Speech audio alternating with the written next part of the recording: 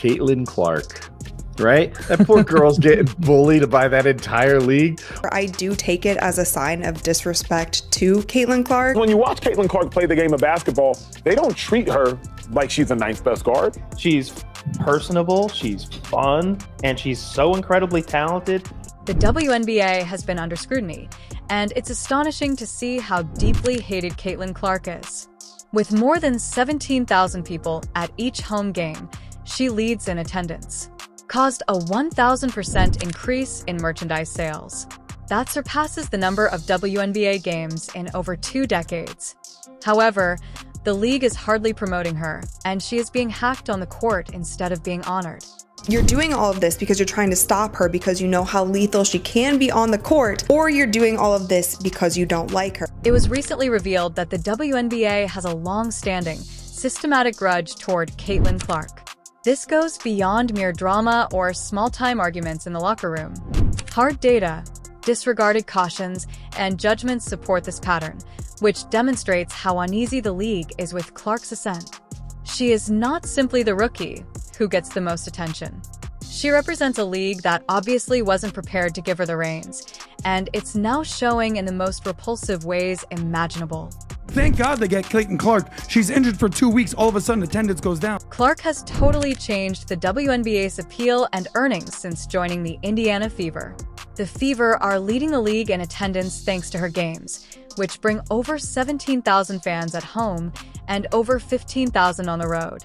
That's an explosion, not a boost.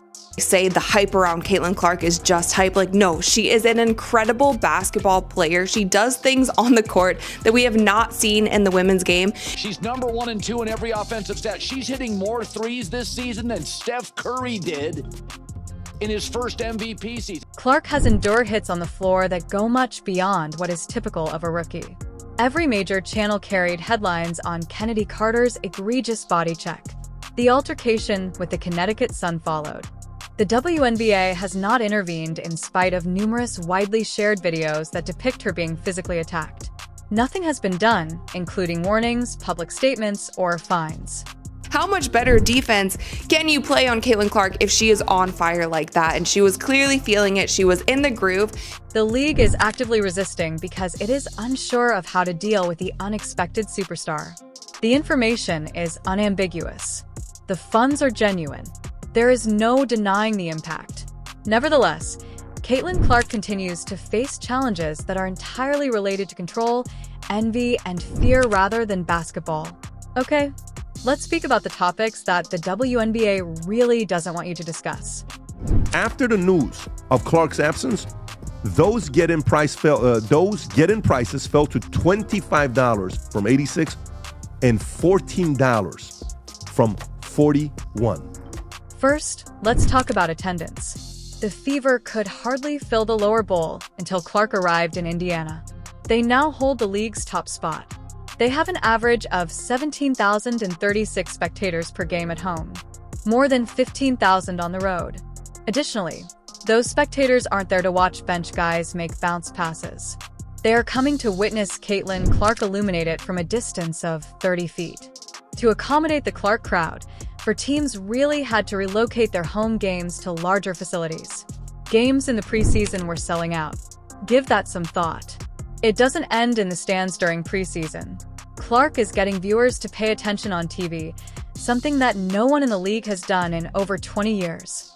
Her games were televised on 6 different networks, shattering their own audience records.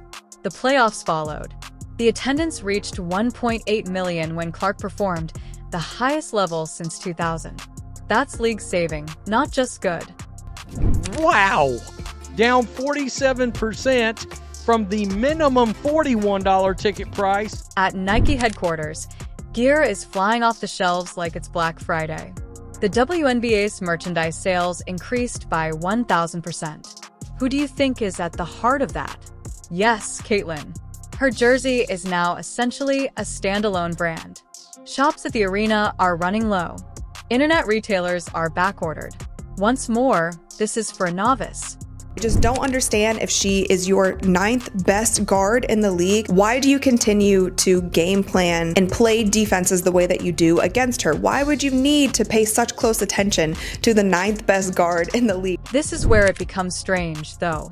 You would think the league would be showcasing her in every ad, movie, and social media post with these record-breaking figures, wouldn't they? False. She is hardly mentioned in the league's own advertisements. They are portraying Clark as a member of the pack and promoting a narrative of teamwork. However, if one individual is spearheading the WNBA's entire financial recovery, perhaps you ought to feature her on the poster. This is where things get petty. Jealousy is loud. It's not silent. It isn't coded. It's publicly visible. We got ESPN once again, making complete idiots out of themselves when it comes to Caitlin Clark. We ranked her as the 3rd best guard, and the players ranked her as the 9th best guard. There is no person in the world who can convince me that there are 8 better guards than Caitlin Clark in the WNBA. Some gamers haven't even made an effort to conceal it. One remark that went viral was, aside from threes, what else does she bring? There are the statistics. In terms of assists, she leads the league. She recently buried 19 points in a single game and is breaking rookie scoring records. She's running full offenses, not just throwing threes, but remain in the shade during the day. That'll go in the record books as Caitlin Clark is the all-time, whatever it is. I don't even know what the number is, but that's the way it'll be. And I don't think... Now, let's discuss AllStar Voting. Despite Clark's accomplishments, records, victories, and revenue, her colleagues still only rank her 8th among guards. 9th. Only between guards, not overall. It's not an incorrect calculation. That conveys a message. And it's an obvious message. You are not welcome here. So we know the new Caitlin Clark Nike shoes came out, and they sold out. It was rumored that 13,000 pairs of Caitlin Clark's new Nike basketball sneakers were being sold on June 30th. Legends of the WNBA have also joined the fight. For instance, it appears that Sheryl Swoopes has a full-time career in 2025 that involves nothing except disparaging Clark. Continuous jabs, passive-aggressive remarks, and a complete lack of appreciation for Clark's contributions to the league. Some of these previous players seem to be scared by the fact that a rookie is receiving more attention than they have ever received.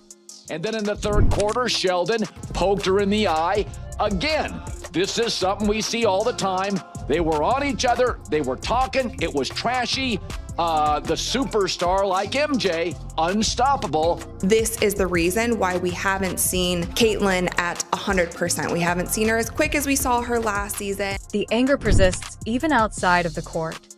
The largest Nike contract in league history, worth $28 million, was signed by Clark. The shoe sold out in a minute. You would assume that the expansion of women's sports would be cause for celebration.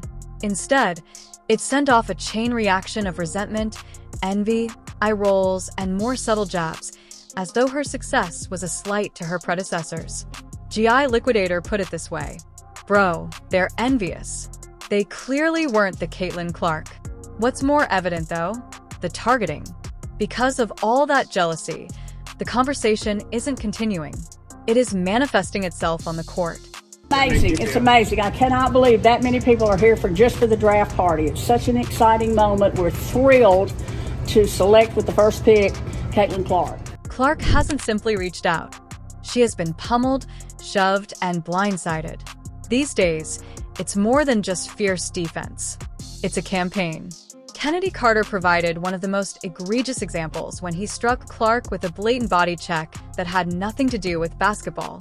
A shoulder at full speed straight into her back. Just contact, no play, no ball. There's one white bitch for the Indiana team who is a superstar. And the only reason why I want to bring that up is because while it's true that we have defended the physicality, it's not true that it's because we want it to be that way or like it that way. Even Lynn Dunn, the general manager of the Indiana Fevers, had to speak up. The league has failed her, she stated bluntly. She's also not incorrect. People continue to label Clark overrated despite the fact that she is harassed on the floor during every game. How can you talk about someone like a role model while protecting them like Steph Curry? Here is where the league's quiet is most noticeable. They haven't intervened, set an example, or advised players to hang out with the careless birds. Additionally, that silence says it all. They do not wish for her to be successful. Not in this manner. Not so loud, not so fast. And most definitely not as the W's new face. However, it's too late. Yes, she is. And for that reason, it's becoming unsightly. Why would you need to blitz her off of any screen? Why would you need to be physical with her if she wasn't that great of a player? Or you're just wasting your energy and you just simply don't like her. It's either one of the other. Let's discuss the fakes. The fakes. When Caitlin was tearing up collegiate gyms at Iowa, the Clark clout chasers who pretend have been crushing on her since day one remained silent. Jiquidator is not amenable to it. According to him, Clark didn't become well-known until she joined the WNBA. Since Carver Hawkeye, I have been here. He isn't lying either.